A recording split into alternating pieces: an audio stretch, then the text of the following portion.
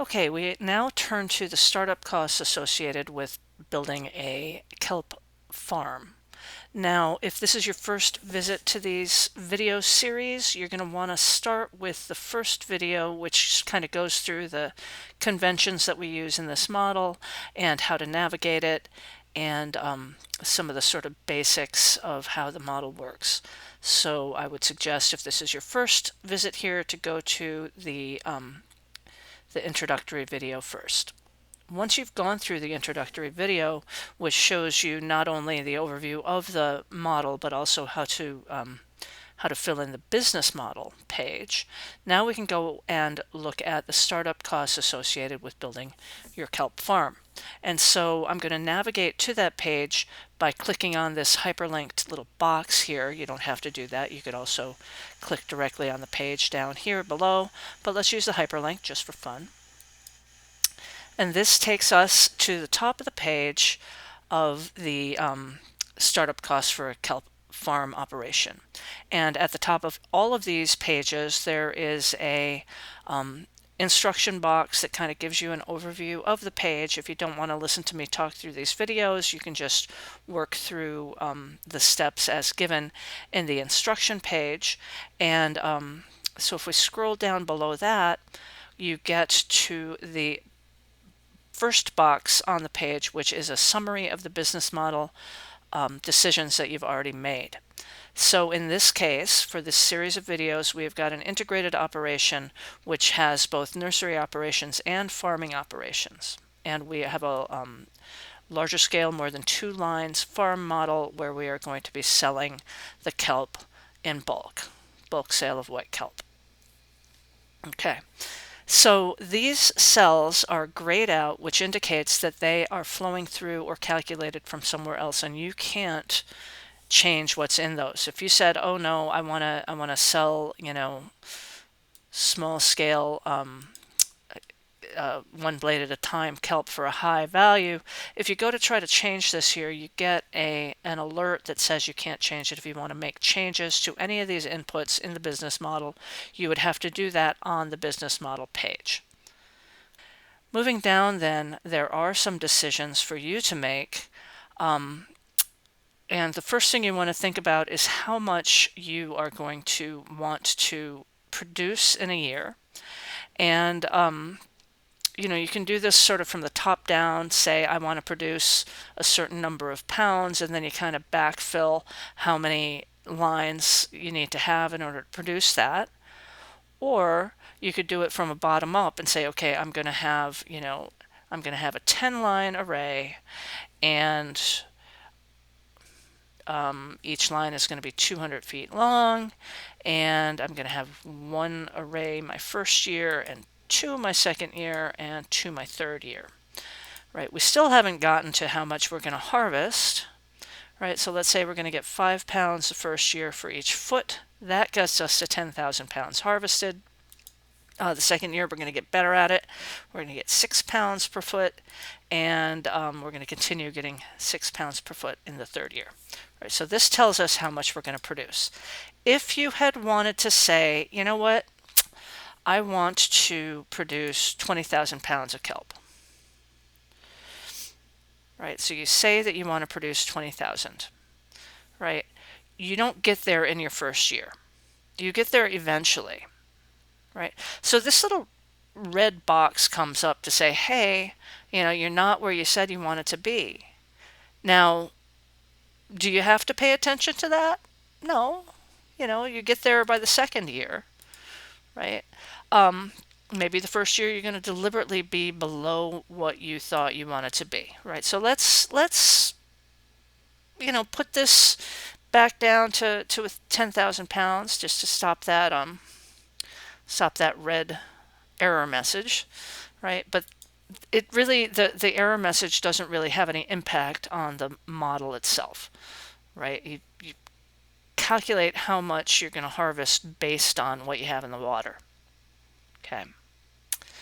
So the next thing you need to address is how many times you're going to harvest in a year. Now, in some climates, you can only harvest once a year. In other climates, you can harvest more than once a year. So we have a couple of different options that flow through into the financial outputs of this model. This is one of those data entry cells that has a limited number of choices that you can make for the purpose of data integrity and to allow the calculations to occur properly. Right, so your choices for harvest are 1, 2, or continuous. So in this case, we're going to stick with one harvest a year because that is probably more broadly applicable to users. But just realize that if you're operating somewhere where you think you can have more than one harvest a year, or where you think you can kind of continuously harvest throughout the year, you need to kind of go back and forth between, if you think you're going to have a continuous harvest, for instance, is it going to be, 10,000 pounds every single time every quarter that you harvest? Or is it going to be 10,000 pounds total over the year? So you kind of got to go back and forth using your common sense and using the expert guidance of your Sea Grant advisors, right? So let's go ahead and go back and make this a once a year harvest.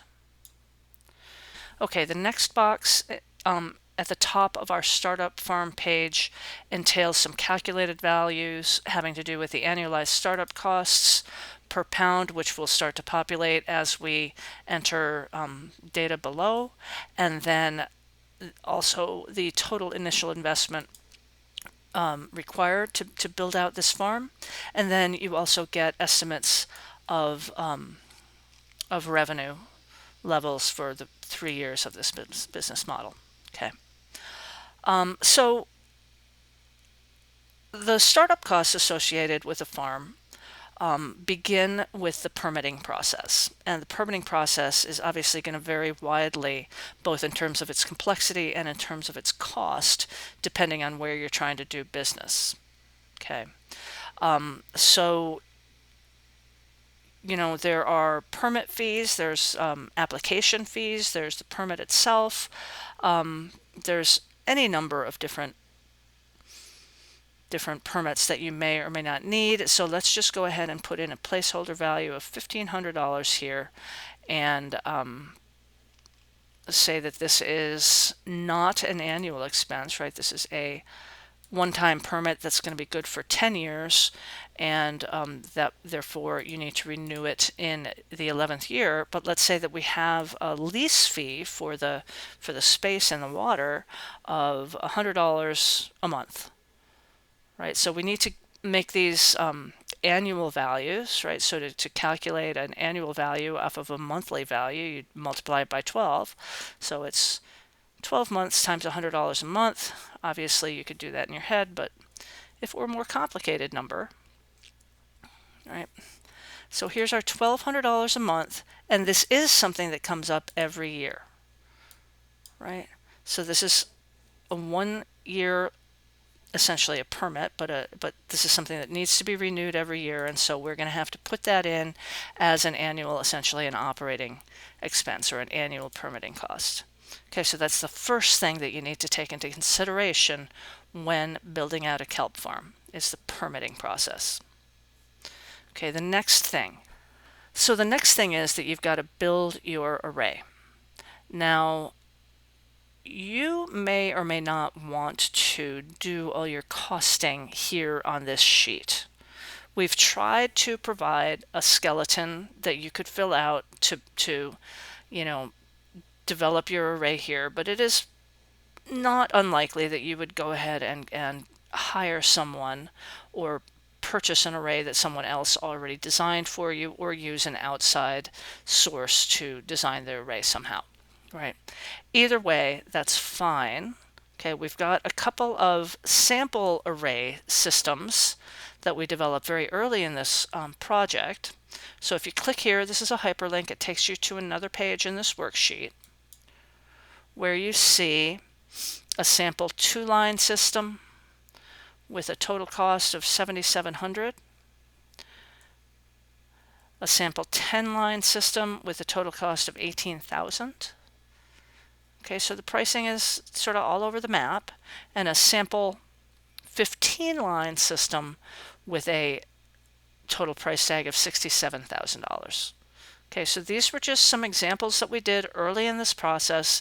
These are undoubtedly not going to be specifically relevant to you, but this is kind of how it could look. Okay. If you just click on this hyperlink up at the top, it'll take you right back to that startup farm page, and you can start entering your own values. Okay, so as I said, you can either use this table to build out the cost structure for each element of your array, or you can get a quote from somewhere else and just put that in its own line here. So that's what we're going to do here.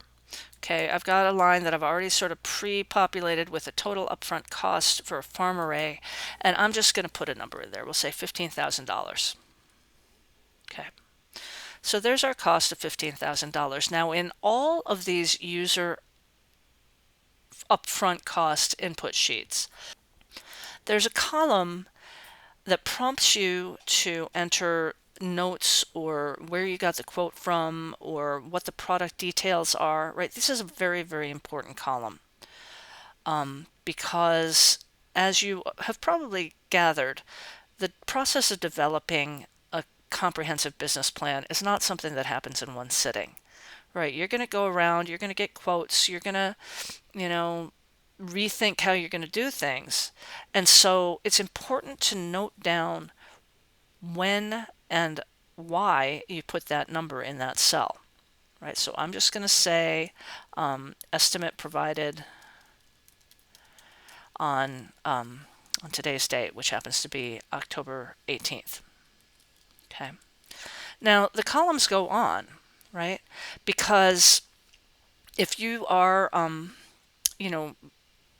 purchasing something that needs multiples, right, you're going to get a quote per unit, and then you got to multiply it by how many you need. Now in this case, we only need one array to start with. And what happens there is once you've said how many of these items you need, it calculates the total upfront cost. Okay, but you're not done yet.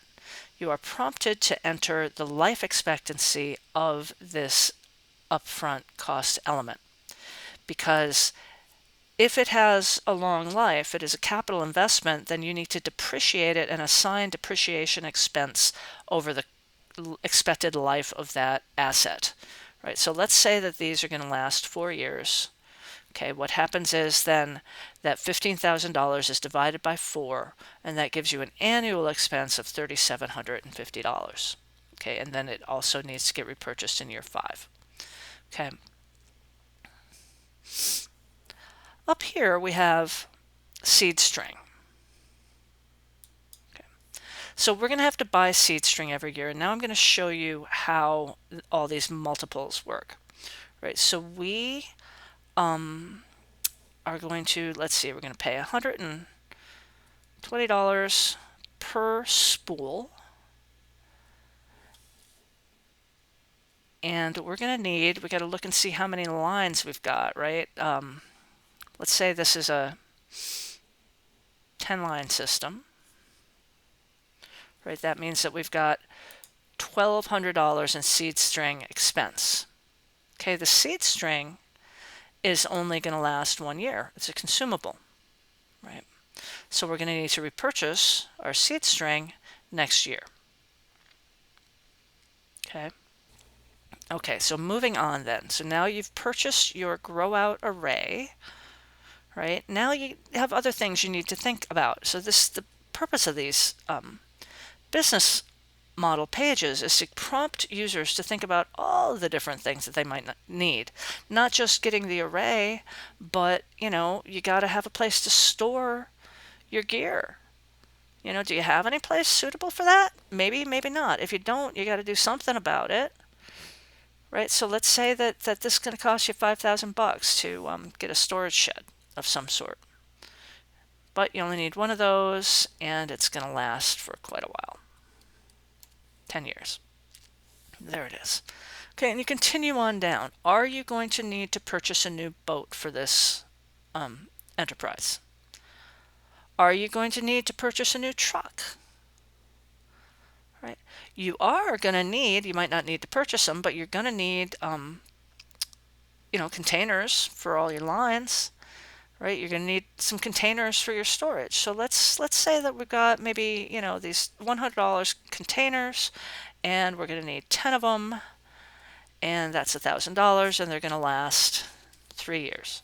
So you see how you go through these tables. They prompt you to think about something that you might need, and then you have to not only think about whether you need them or not, you need to think about how much they're going to cost, how many you need, how long they're going to last. Okay, so you need to do that all the way through.